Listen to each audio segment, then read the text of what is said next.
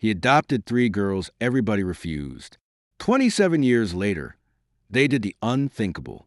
In 1996, the small adoption center just outside Chicago was quiet that rainy afternoon. A white man with silver-streaked hair and calloused hands walked in, holding nothing but an envelope of worn papers and a nervous heart. His name was George Whitman, a 58-year-old janitor with no spouse, no savings, and no biological children of his own. He didn't come to adopt a perfect child. He came because he had overheard at his church that 3 little girls had been waiting years for a home, and no one wanted them. Their sisters, the director had said, hesitating. Black, very close in age. Most people want babies, not bonded children, and certainly not all 3. George didn't flinch. When he stepped into the dim room and saw them for the first time, everything changed. The oldest girl, Amara, stood protectively in front of the others. Her eyes were sharp, mistrustful. She was 6 and had learned far too young how to read danger in a man's eyes. The second child, Zena, sat silently on a bench, hands folded tightly, lips sealed. No one had heard her speak in nearly a year. The youngest, Naomi, just 3, whimpered every time someone entered the room. They had been through foster homes, emergency shelters, and brief adoptions that ended in rejection. Amara had been beaten in one home. Zena had been locked in closets. Naomi had stopped smiling altogether. George looked at them and whispered, "No one's leaving anyone behind. If I take one, I take all." Raising them wasn't noble. It was brutal. George brought them home to a cramped 1-bedroom apartment in a rundown building. He gave the girls a bed, took the couch for himself, and worked 3 jobs: school janitor by morning, parking lot sweeper by night, and dishwasher on weekends. Each girl carried her trauma differently. Amara, once fierce, would sob uncontrollably in her sleep. George would sit beside her and hum until she calmed. She had a gift for numbers, but never believed she was smart enough. Her teachers often dismissed her. Zena didn't speak a single word for the first 8 months. George never pushed. He would simply sit beside her every night, holding her hand while she drew pictures in silence. It wasn't until one evening, after he gave her a second-hand notebook with flowers on the cover, that she whispered her first words. "Thank you, Daddy." George cried silently in the kitchen so they wouldn't see. Naomi had night terrors. She'd scream for her birth mother, whom she barely remembered. George would hold her tiny hand through the long, painful nights and promise her the same thing every time. "I'm not leaving." But it wasn't just poverty and trauma. It was the looks. Strangers in grocery stores would ask, "Are you babysitting?" Teachers would whisper about whether he was the real father. Even social workers doubted him, performing extra inspections, always expecting failure. Once at a supermarket, Amara heard a woman mutter, "What's a white man doing with 3 little black girls? That doesn't look right." Amara cried all night. George never fought back, but he taught them how to hold their heads high. The world will ask if you belong. Don't wait for their answer. Give them yours. He scraped together enough money for school supplies each fall. When the girls outgrew shoes, he patched the soles or walked barefoot himself. On holidays, they baked cornbread and made paper garlands. He couldn't buy gifts, so he gave them journals and his time. And he always reminded them, "Education is your exit.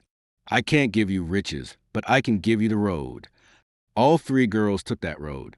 Amara became a math prodigy by 12. Zena joined the debate team, her voice finally found. Naomi wrote essays about her nightmares and won a statewide writing award by 16. But despite all their growth, George never changed. Same old boots, same patched shirt, same gentle eyes. When Zena asked him once why he'd never dated or remarried, he answered, "I already raised the loves of my life." Then the years passed. The girls graduated high school, then college. Amara got a scholarship in engineering. Zena studied law. Naomi went into medicine. George, now in his 80s, retired quietly. He never asked for help. Still lived in the same apartment. Still wore the same white shirt. But on one ordinary morning, 27 years after he signed those adoption papers, something extraordinary happened. 3 luxury cars pulled up. 3 women stepped out, dressed with elegance, grace, and pride. one in a black dress with bright beads, one in a formal black outfit, and one in a crimson gown. They had come to return the love no one else saw. The sun had barely risen when George shuffled down the sidewalk outside his apartment, the same one he had lived in for almost 3 decades.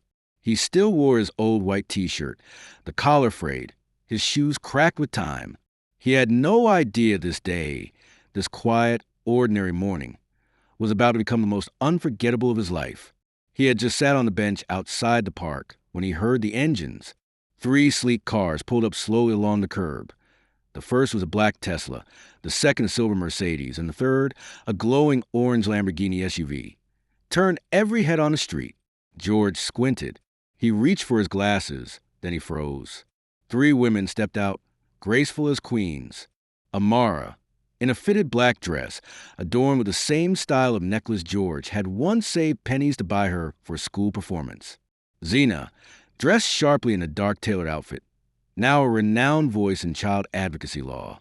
And Naomi, wearing a deep red gown that caught the morning light, her medical badge clipped to her purse. For a moment, George couldn't breathe. Naomi rushed to him first. "Dad," she whispered, tears in her eyes.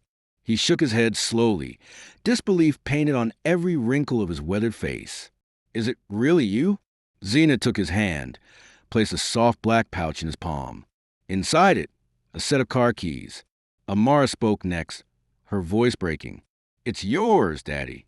The car, the house, everything." George's lip quivered. He stared at the Lamborghini parked just a few feet away, then back at the girls, his girls. "Why?" he whispered. "Because you loved us when no one else did," Naomi said softly. "Because you stayed. Because you made us who we are." 27 years earlier, society had labeled the girls unadoptable, too traumatized, too broken, too different. George had never believed that. Now, standing on the sidewalk, surrounded by the fruits of the seeds he had sown in silence, George wept. Not because of the gifts, but because they remembered, and they did far more than remember. They had bought him a new home, one with a garden, wide windows, and no rent. They hired him a private caregiver. They even created a nonprofit organization in his name, the George Whitman Foundation, dedicated to finding loving homes for overlooked children. "You never asked for anything," Zena said, "so we gave you everything." Passers-by stopped. Some took photos. One woman cried silently from across the street. In that moment, George wasn't just a father. He was a symbol of what quiet, sacrificial love could become when it's finally seen. Later that day, inside the new house, George sat on a soft recliner surrounded by framed photos of his girls' graduation ceremonies, degrees, and wedding days. He touched each one gently, his eyes damp with gratitude. On the mantel sat a single photograph in a golden frame. It was the only one from the orphanage. 3 little black girls holding each other tightly, unsure of the world. Beneath it, engraved on a small plaque, "To the man who saw queens and orphans, who gave us a name, a future, and love. We were never unwanted. We were always yours."